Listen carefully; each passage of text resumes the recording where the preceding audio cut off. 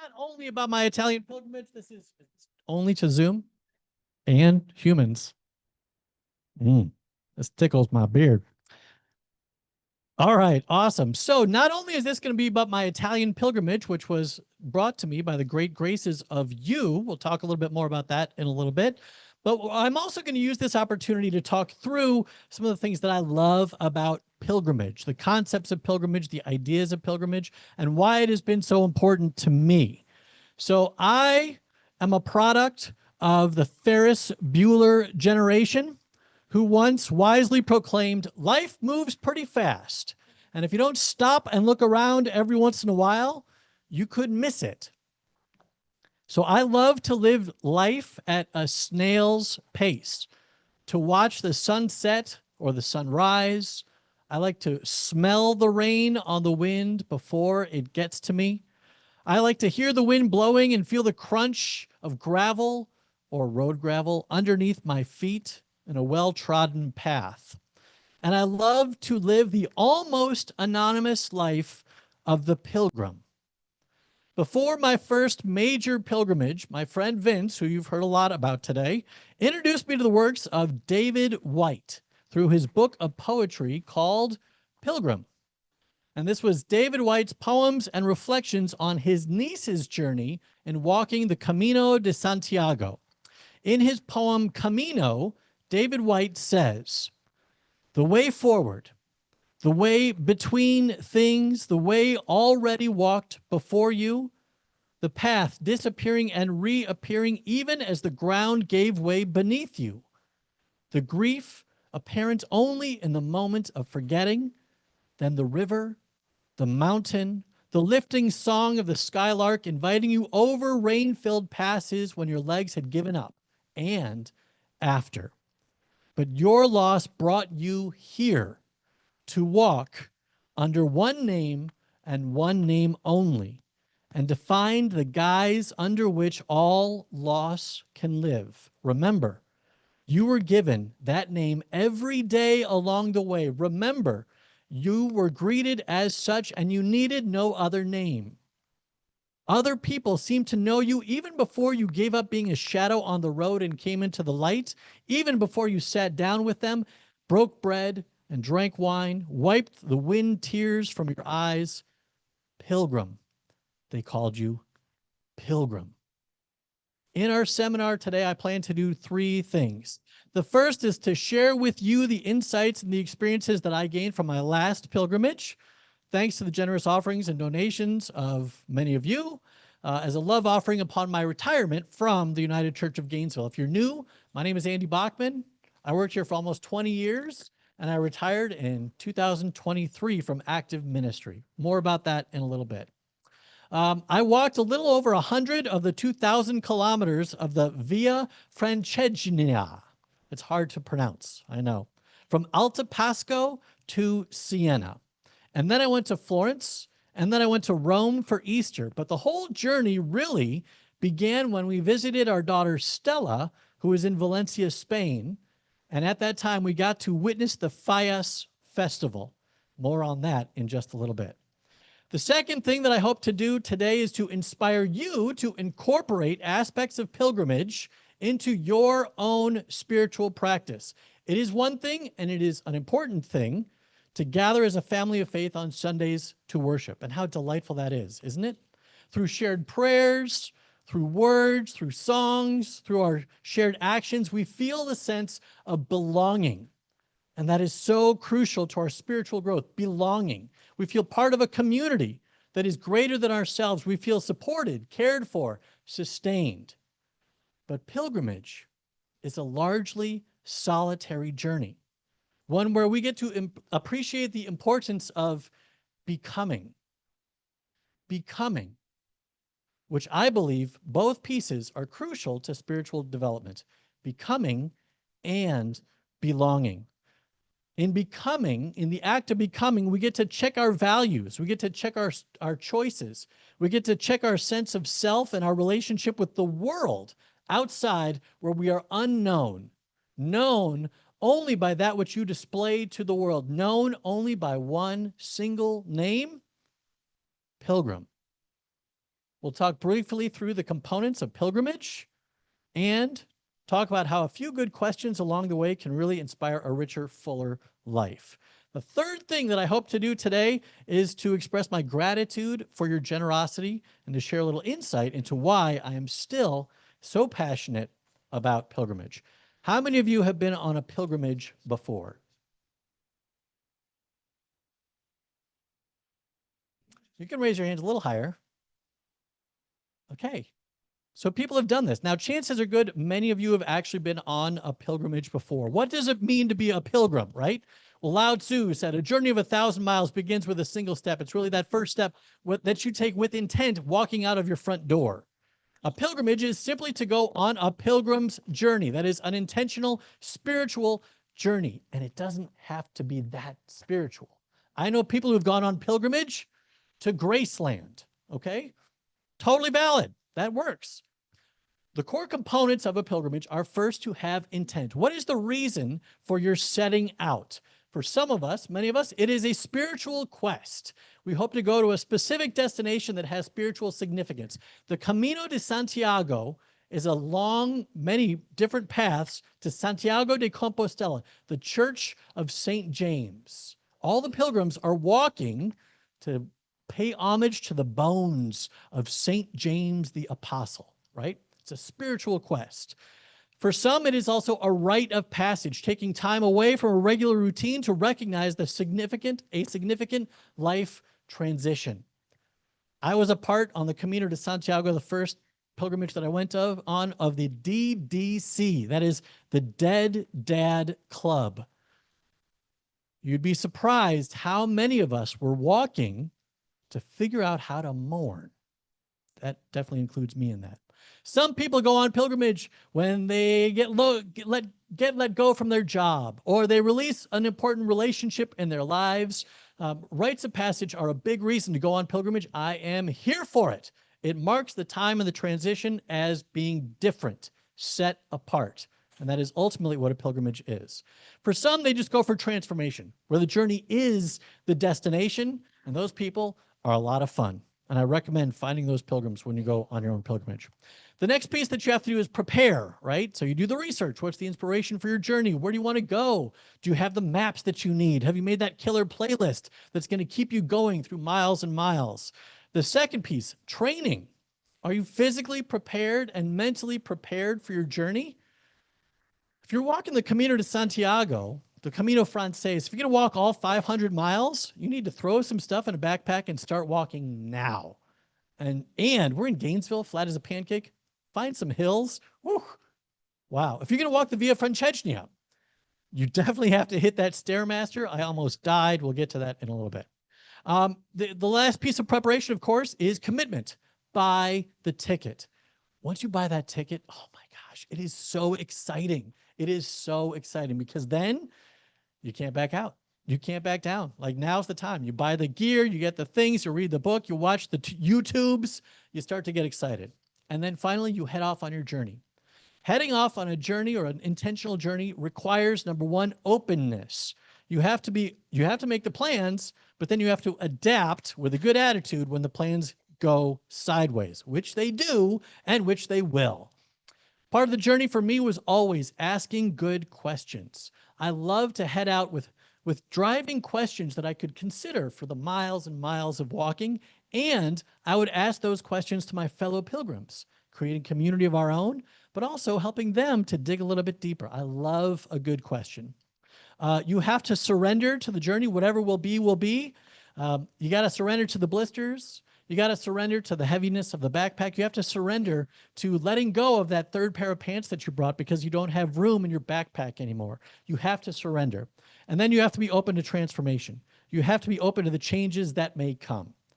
For me, when I head out on pilgrimage, I love to do it with intention, to head first with something that I want to chew on, to digest, to consider in my own life.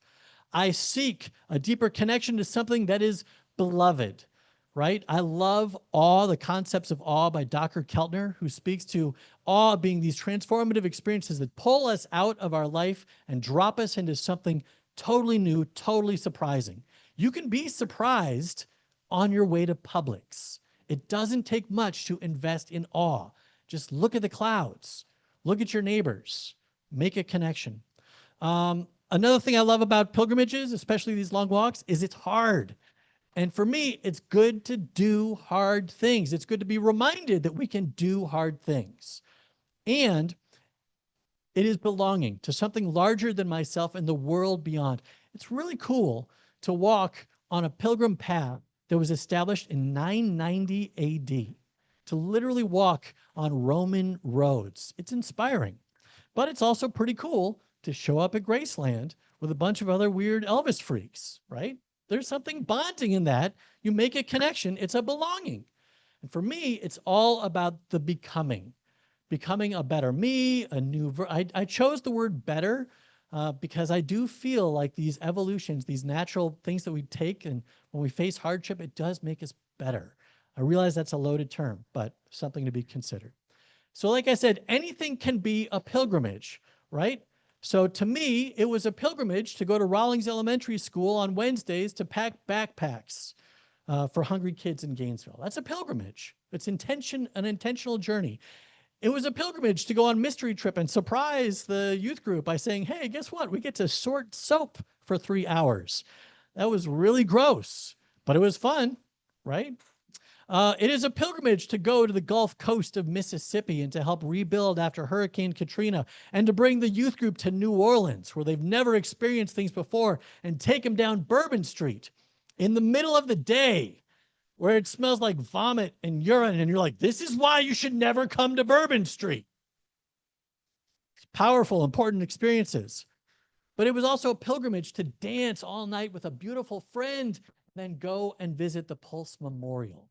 Powerful experiences of intentional pilgrimage. This is Talia, by the way, and this is the wall outside of the Pulse nightclub.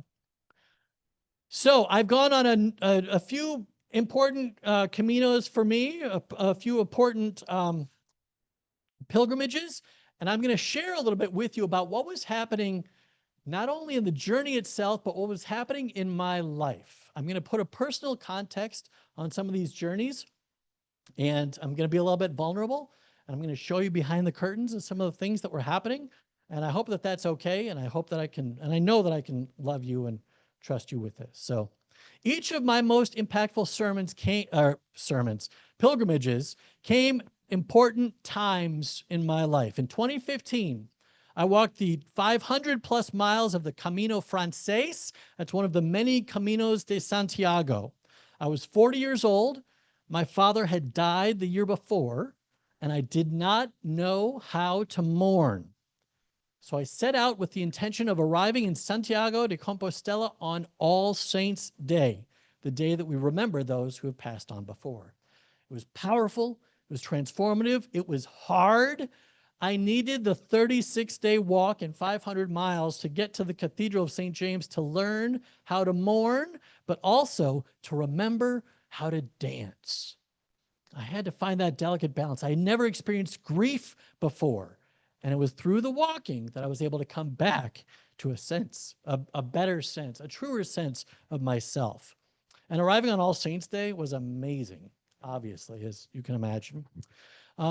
So, behind the curtain, it was my 12th year of working as a pastor here at the United Church of Gainesville. I was technically the first ordained minister hired and as an associate pastor to work with the Reimers. We officially ordained Sandy Reimer a few years later, but let's be honest, we all know she was always a minister, right? So a few years into my career, we began to discern the best path for the Reimers' retirement. And so we hired Vince Amlin, who come in as the other new associate. That was Dad's 11 years into my work here, or no, 9 years into my work here.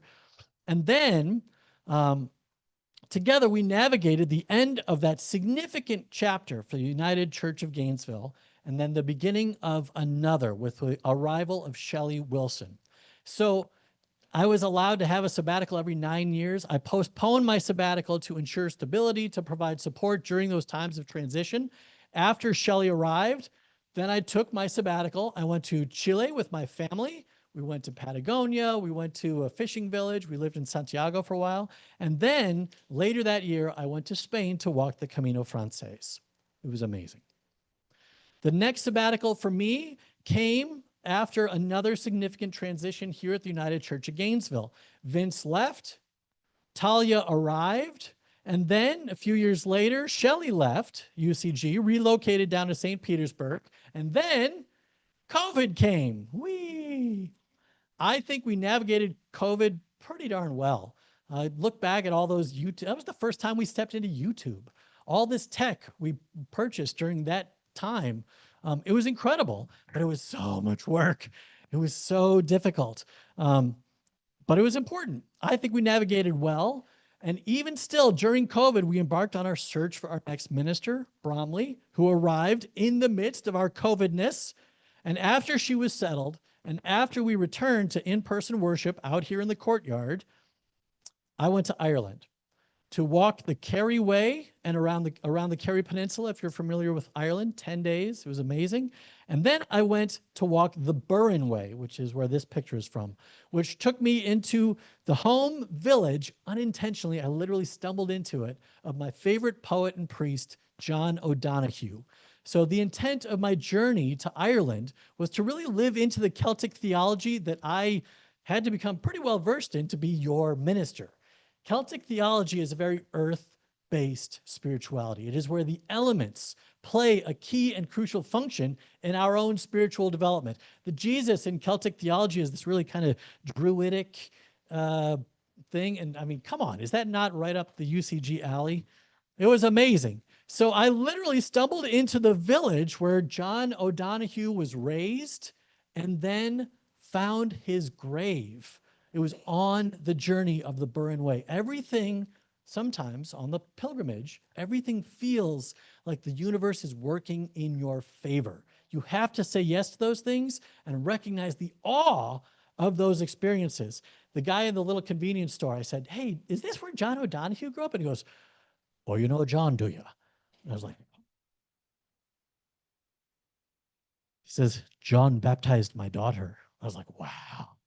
I was like, "Is it true that he's buried around here?" He goes, "Right across the street." I was like, "Oh, okay." That was cool. But if I hadn't asked, I never would have known, right?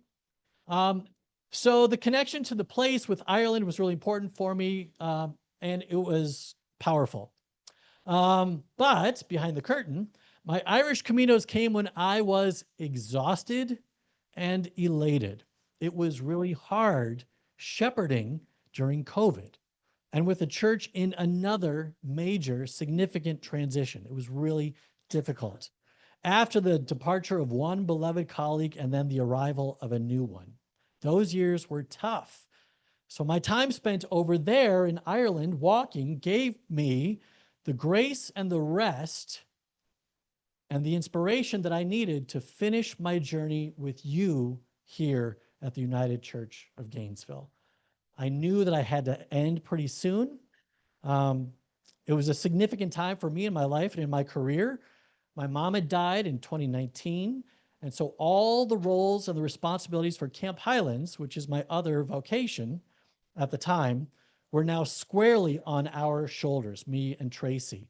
And those last transitions here at the church were really complex and challenging. So another factor that you may not have known is that my father had his first heart attack at age 50. And I, on this Camino, was 47. And I was definitely feeling the stress of both the church and of camp. And I knew it was time to make a change. We always knew that someday camp was going to require our full attention. Remember, I am third generation Camp Highlands man. I've never spent a single summer of my life anywhere but Sainer, Wisconsin. And I wanted to finish my tenure here, as I said, with grace and with gratitude, which I think I did. I loved my career here. I cherished my tenure as one of your pastors, 20 years. It's amazing. But I was afraid that if I didn't make a change, the stress of camp and church would kill me. So I retired from active ministry at the United Church of Gainesville in April of 2023. And I've been full-time for Camp Highlands for Boys ever since. So upon my retirement, you took together a love offering collection for two different things. The first was to support a scholarship for the Ojibwe kids that we work with up at Camp Highlands. I'll tell you more of that if I ever get invited to do another seminar again. We'll talk about that. But the other was a love offering to let me go on a pilgrimage.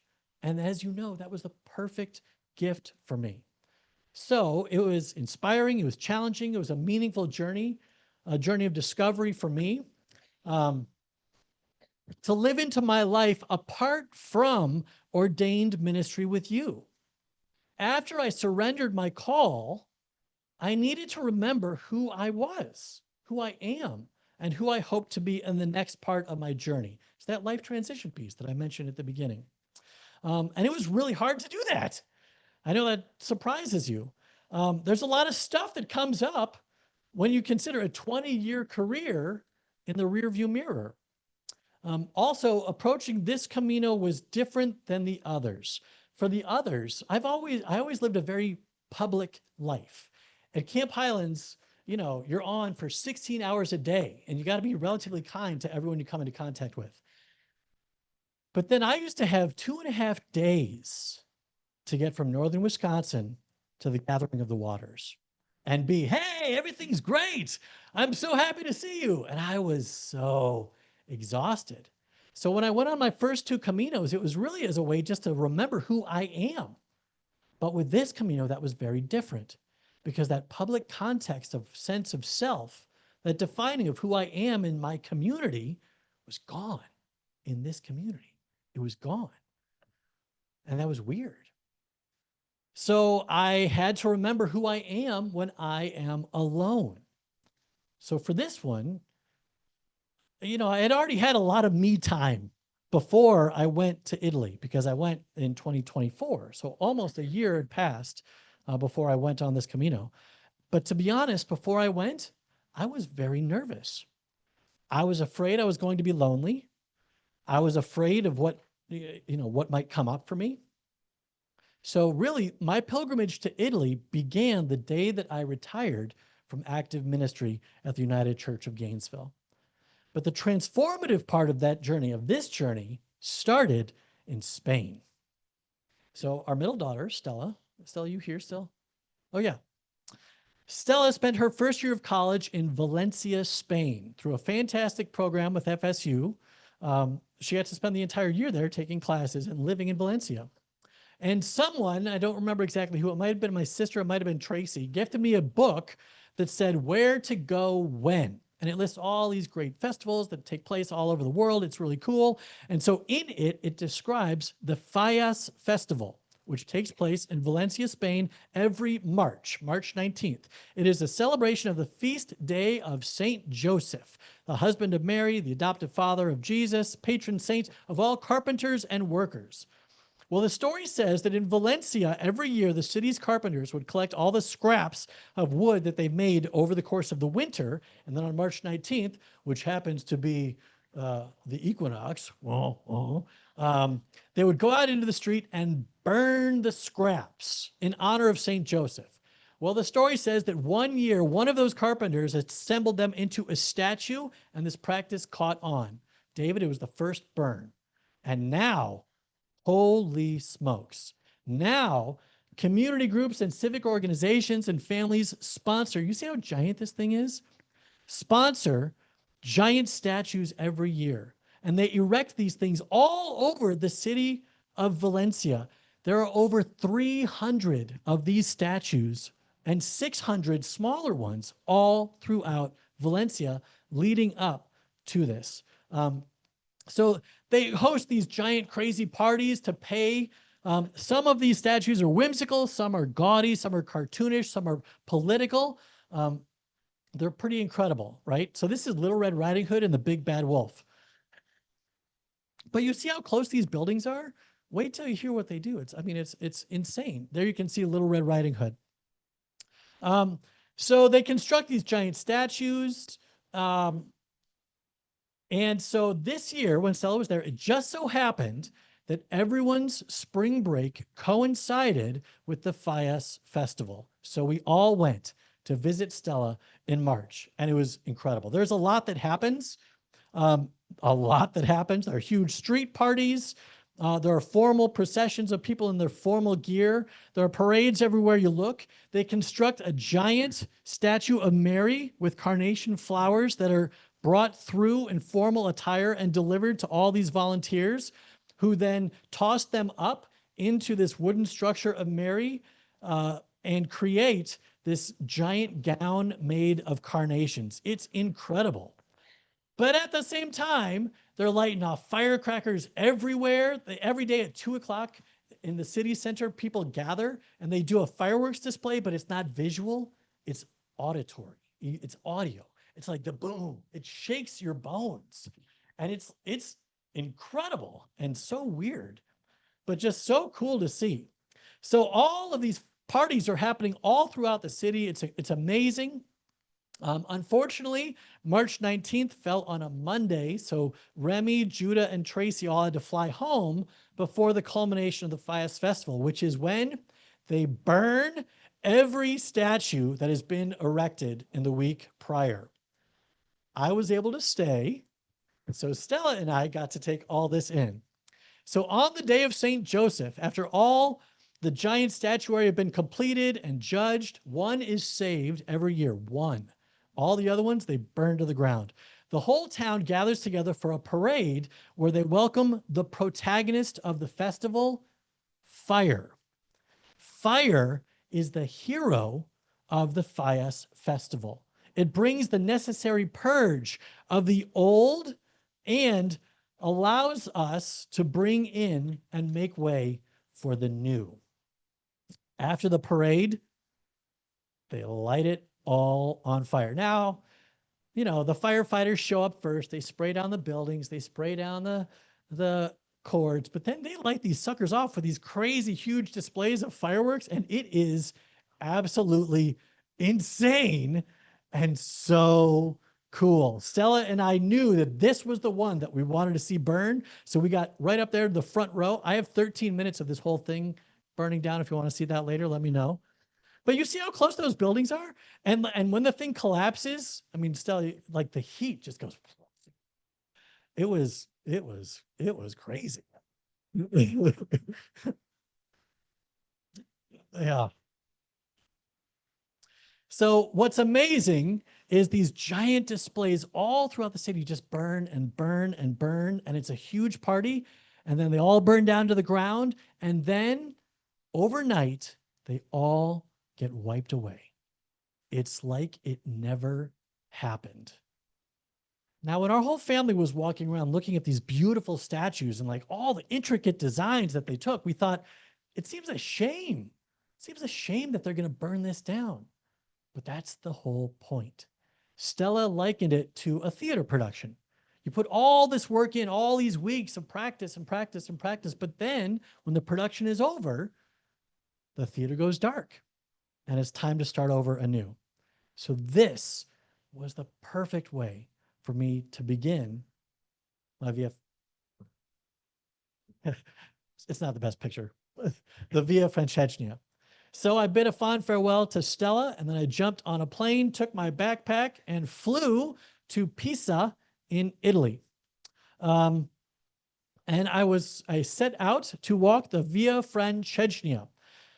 So the Via Francesca is an amazing pilgrimage, and the end portion will take you through Tuscany, which is absolutely beautiful. I walked from medieval city to medieval city, following in the footsteps of everyone's favorite Bishop of Canterbury, Cedric the Serious, who, upon receiving his appointment as the Archbishop of Canterbury, decreed that he wanted to receive his blessing from the Pope himself and walked from Canterbury, England to Rome to receive that blessing. And that was in 990, if I didn't already mention that. And people have been walking it ever since. So do I care about Cedric the Serious? No. Did I have to look up who walked the first Via Francesca before I came here this morning? Yes. But the funny thing about a pilgrimage is that sometimes the power simply comes from the fact that people have walked these trails before, also with intention, and perhaps as an act of faith or as an adventure or a little bit of both. And sometimes that is enough to make it sacred. So I'm not Catholic. I have no connection to Cedric the Serious, but I still savored my time on these trails, delighting when I'd see the beautiful walls of the city. I walked on ancient Roman roads. I mean, there's something really powerful about that. Unlike the Camino de Santiago, where it's hard to get lost, it took a little bit of work for the Via Francesca. On the Caminos de Santiago, they've done a good job cutting out the twists and the turns so you can kind of make a beeline straight through whatever cities or country roads you're on. They do not do that for the Via Francesca. There are a lot of twists, there are a lot of turns, but each one, you know, you're walking through a medieval gate, and then you're walking through beautiful fields. It was beautiful. But another one of the challenging parts of this is, as I mentioned, this is in Tuscany, going to medieval cities. A medieval city, shockingly, is going to be located in the best defensible position possible, which means on top of the hills. There were stretches that were 5-kilometer inclines that were brutal, brutal. And then once you go up, you got to go down. So it was a lot of up and down, but you can see how delightful it would be to see this, you know, the giant towers of the medieval city walking in the distance. I sent this picture to Lois McNamara on the journey because she and I have this love of tulips. But there you can see the city in the background that you're walking towards. You know, there's something really powerful in seeing where you're going. This is why I used to love travel by ship. You can stand on the top deck and come in and out of each port. It's why I love walking. And one of my, you know, one of the most fun things that I do or would do with other pilgrims is say, how long do you think it's going to take us to get into that city center? And we'd all place bets. Hour and 47 minutes, you know, 3 hours and, you know, whatever. And then you walk it. And then that's like just how you entertain yourself. So I don't know. I'm digressing. So, but there you can see the steepness, right? Yeah. It's like, you know, the twists and turns, you think it's going to help. But that's an elevator at the back. That was the greatest elevator in the world. But it gets, you know, like it gets you to these epic views, beautiful places where people have been gathering and congregating for a very long time before you. There are some supports along the way. Here's a little box where it's a marker where the Swiss Guard, who then became the Vatican, you know, Pope's army or whatever, this is where they camped. You know, it's like, oh, that's kind of cool. And then in that little box, you can either take something, you write your name, and it's just a nice way to make a connection. I left the power bar because, you know, someone wants that. But the delightful part about a journey is, to me, the walking, to be able to see where you've come and to be able to look to see where you go. Sometimes you are literally walking through a farmland with this old dude sitting in his front yard. He didn't say a word to me. I was like, hey, he's like, oh, like, but you know, so it goes. There's some of the classic Tuscan hillsides that you can see. So I mentioned that I was afraid of being lonely, and it's true. You know, like I said, I lived such a very public life, and I almost backed out. But Tracy and Judah were both like, you know what you should do? You should invite your brother. So this is my brother, Tim. Now, my brother, Tim, likes to call himself Fabrizio. Tim and his wife, Carol, spent about 3 weeks in Italy a few years ago, and he decreed that if he had his life to live over again, he would live in Italy. He started taking Italian lessons. Like I said, he calls himself Fabrizio. I thought there is no better companion to join me on this journey and maybe help me break my loneliness and make a deeper connection with my brother. But I didn't ask him until 10 days before I know. You know me. You know me. Come on. And he said yes, which is amazing. He said yes, which was so great. So Fabrizio and I started off on our epic journey through Tuscany, and it was delightful, and we got to savor the trails together. The journey took me from the pilgrimage, the section that I walked, took me from Altapasco to San Miniato to Gambassi Terme to San Gimignano to Col de Vialse, to Montenegro, or no, Monteriggioni, and then finally to Siena. So that was great. I learned two things about my brother. We learned a lot about each other. The first thing that I learned was that my brother loves gelato. I mean, he is like a gelato freak. You'll see more pictures of this later. But unfortunately, I also learned that he discovered that he has a gluten allergy. So he had been in Pisa and Rome before I got there, and he was stuffing himself with all the pasta he could eat. He got sick. So he walked with me for a day, and then I was back to walking by myself. So Tim would take his taxi to the next town, meet me there. And I'm a glutton for punishment. I would still wear my stupid bag. By the end of the week, I'm like giving him like the heaviest things. He's like, bro, are you even a pilgrim? I'm like, are you a? Yeah, no. Um, Parts of it are beautiful. Walking through the countryside, the hillside, I saw a Etruscan um, thermal well. Walking on Roman roads. Sometimes they were a little treacherous, like walking across this, but don't worry, I made it. Um, but again, there's something just your heart gets pumping when you get to see those distant cities and you approach it on a snail's pace. You know, you can see the beauty of the countryside and say, "Oh, I'm not going to be there for another 2 hours and 17 minutes because that's a 12-degree incline." But it's pretty powerful to walk into the place and into the space um, and witness or experience the challenge and the change that the journey brings to you. So on my last day, I was just committed to finishing the walk into Siena, but I knew that we were expecting rain. And so I got out early. I was out by 6:30, 6:32, according to my journal. And I didn't make it more than 3 kilometers before the drizzle came. And then it alternated between drizzle and rain for the entire 13 kilometers or 13 miles that I had to walk into Siena. So the last day, the most challenging section hit me. One of the worst parts about it, I mean, and again, the inclines, the declines, all those things. My brother loaned me this ultralight umbrella, which worked for like, it was awesome. It worked for like 15 minutes. It was awesome. And then it became one more thing that I had to carry. I had a 3 kilometer stretch where it was this red clay and I couldn't shake it off my boots. So not only are you walking with your backpack, but like my feet were so heavy and slippery. It sucked. Excuse my language. It was brutal.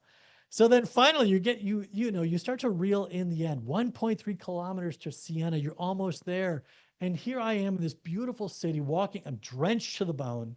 I look like a pilgrim, right? With my wet backpack and red muddy pants and shoes. But there's just something magical about it, something mystical. I made it to the Duomo in Siena and I called an end to my pilgrimage. And it was powerful. After Siena, which was amazing, it was a relief, it was a delight, it was a job well done. I learned a lot about myself. It was wonderful to put on dry clothes. After this, my brother and I went to Florence and then to Rome, where we continued to pursue Tim's love of gelato and all things Italy. Um,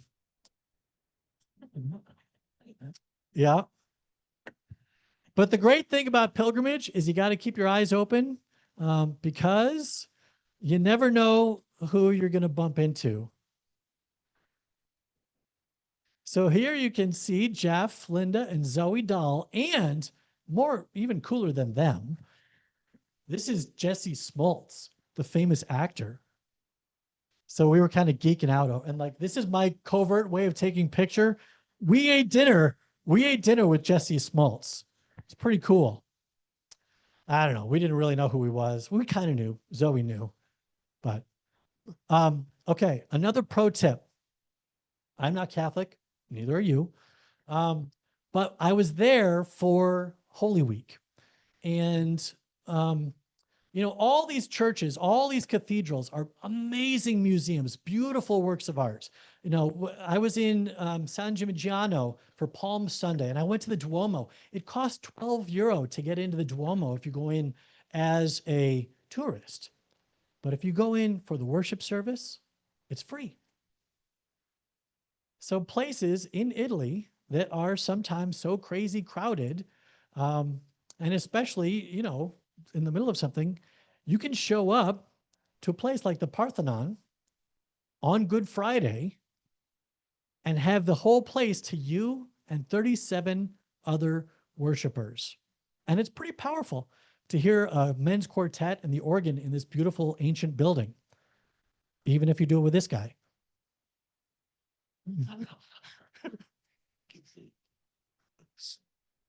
I had to get it in there. So after all of this, the dolls went home, my brother went home, and then I went and celebrated Easter by myself in Rome, which was a very different experience from anything I had ever done before. I went to St. Mary Major for the first Mass in the morning, which it just so happens is where Pope Francis would come to pray in a side chapel with one of the oldest icons before or after every time he left Rome. And that is the place. He is the first pope since the 70s to be interred in a church that is not in Vatican City. That is where he is interred. And then I joked with Philip that for Easter Sunday, I was going to Google the gayest church in Rome and go there for Easter. And I was like, oh, well, I can't do this. So then I went to St. Mary Major. I walked past the Colosseum and I looked it up. It is St. Mary Minor in Trastevere, which was established in 221.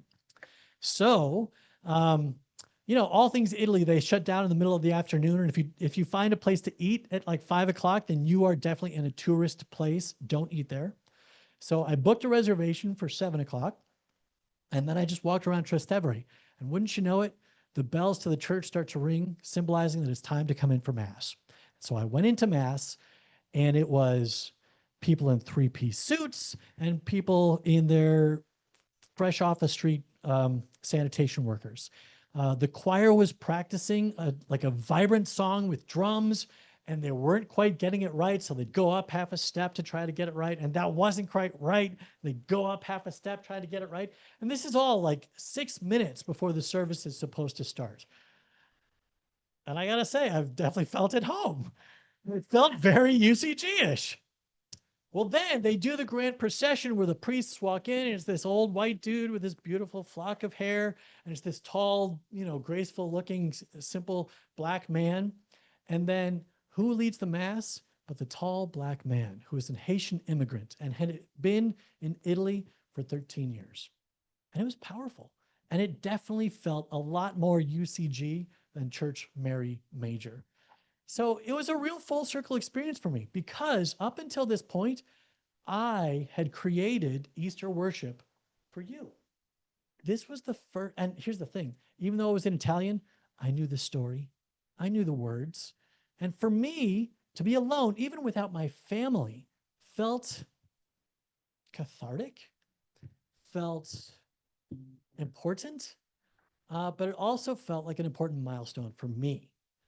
Which was, you know, it was a gift. It was a gift beyond measure. To be alone in Easter, on Easter in Rome, is just something powerful. Easter, as you know, is a resurrection experience. And I really felt like I had my own. So I was reminded of what Stella said in Valencia, that when the show is over, the theater goes dark and it's time to start the next great thing. And that is what Easter is. The show is over. And then there's new life about to begin.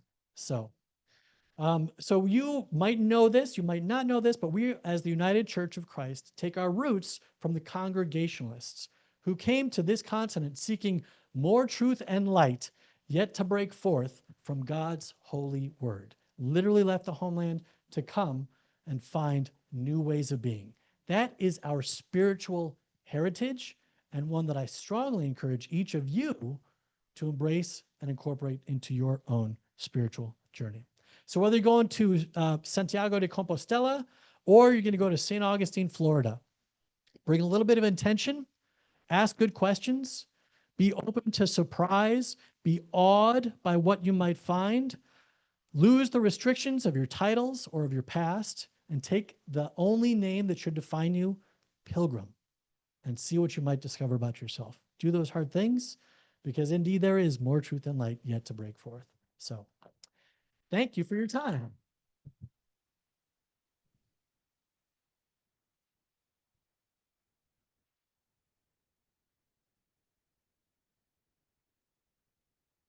In 6 minutes, Helen?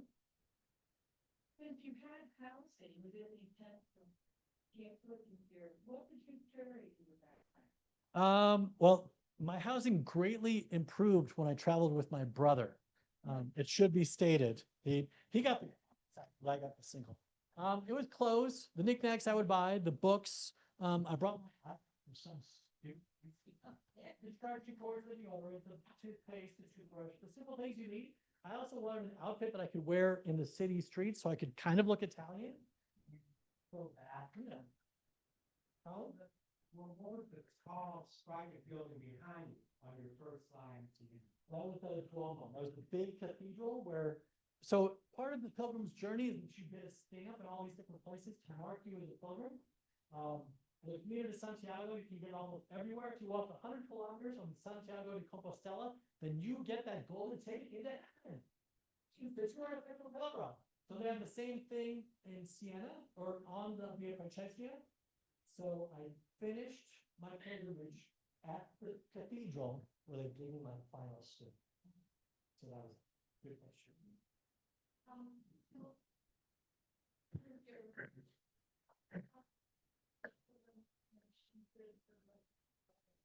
With others, the joy of coming in with no definitions is that you define yourself by your actions and by your words. For me, if I don't have a resume to show, you all know who I am, I thought I had arrived when the photographer for the Gainesville Sun didn't have to ask me how to spell my name, right? In Gainesville. Nobody knows you. So you're the guy that does the dishes. I'm the guy that cleans up the bathroom, for other people. Like these are the pieces, the small acts of service that we can do that really distill our faith down to who we seek to be. How do you want to be in the world? So the two driving questions that led me on this last Camino were given to me by my therapist, I worked with a therapist for 1.5 years before I retired from UCG, just like Sandy Reimer did in preparation for the big changes that were coming. And the two questions were, who are my people and how do I want to show up? And I'm still asking myself those questions, but those were the pieces that kind of guided me forth. Yeah. Always.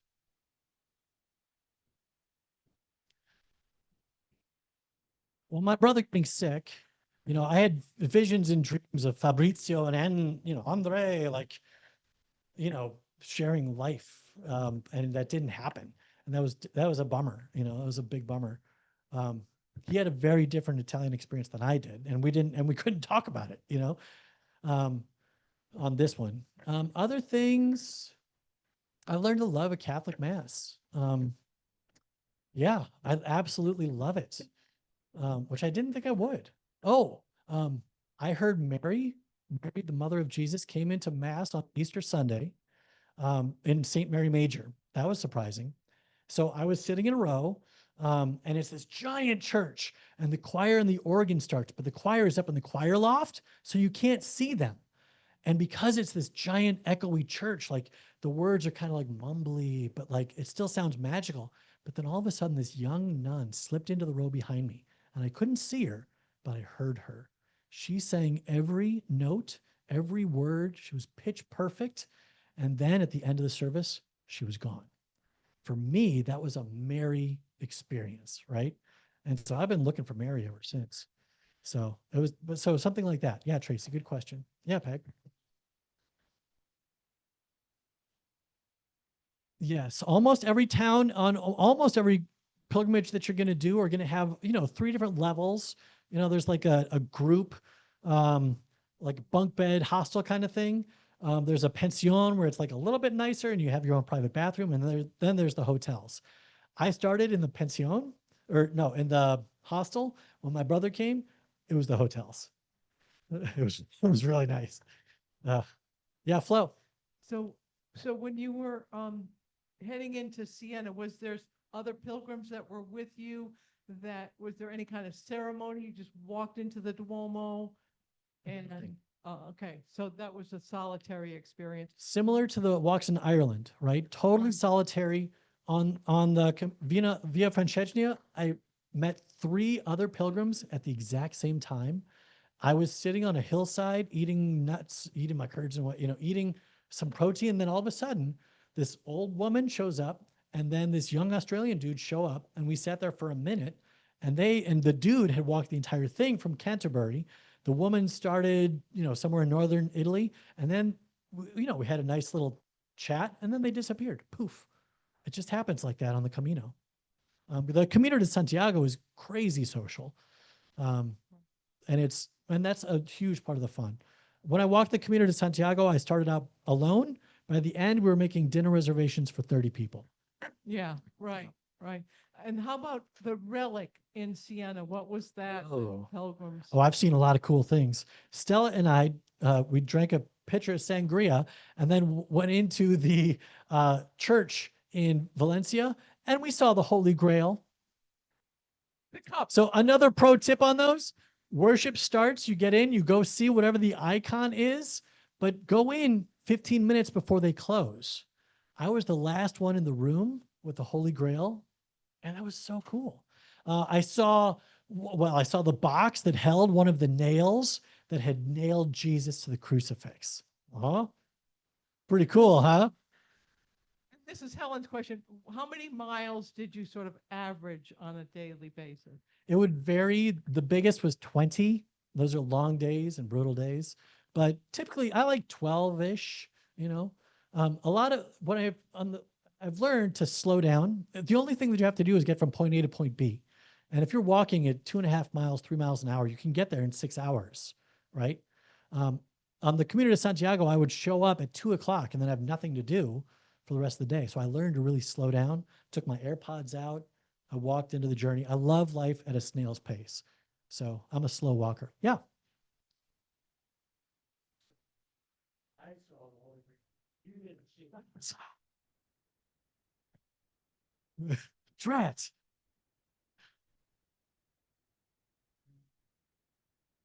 But really to the end. Yeah. And Finisterre. Yeah. Yeah. Yeah. So he's talking about Finisterre, which is an additional 3-day walk to get you to the coast. It's where the Romans would say was the end of the world. For me, and a lot of my friends from the first Camino that I did wanted to go that far. For me, I was walking for All Saints Day. I was walking for my father.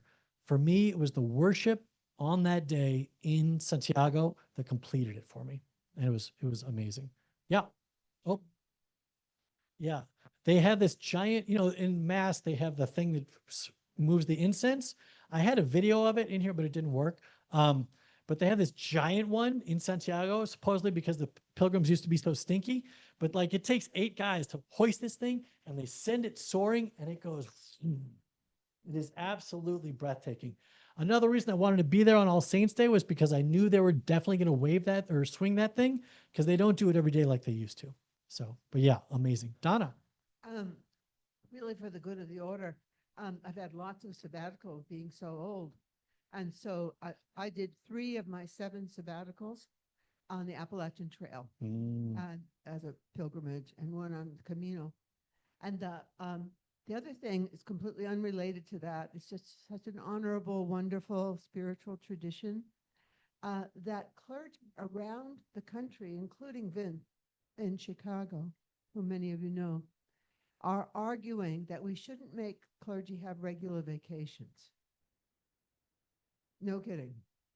That it's better to have the 9-month, 3-month. And I know you all had plenty of conversation about Andy in that matter. But what we're learning is, and in New York, all the pastors got the full summer off every year. It was just normal. people got in their cars and left for California, Yeah. you know?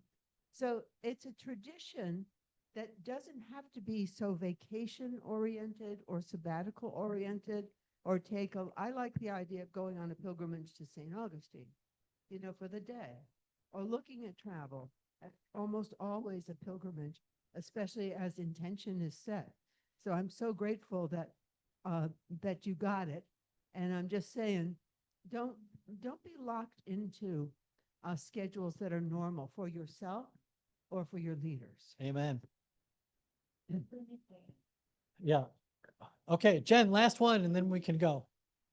2 questions. Halfway. And That's a pilgrim joke. what's next? Did you hear that, Grant? She said, so I just had lunch with Grant on Friday, and I said every pilgrim asks every other pilgrim 3 questions. The first, how are your feet? The second, how much are you carrying? And then the third, why are you walking the Camino? So to that point, yeah, too much. I carry too much. And then what's next? I don't know. I'm really enjoying the quiet right now.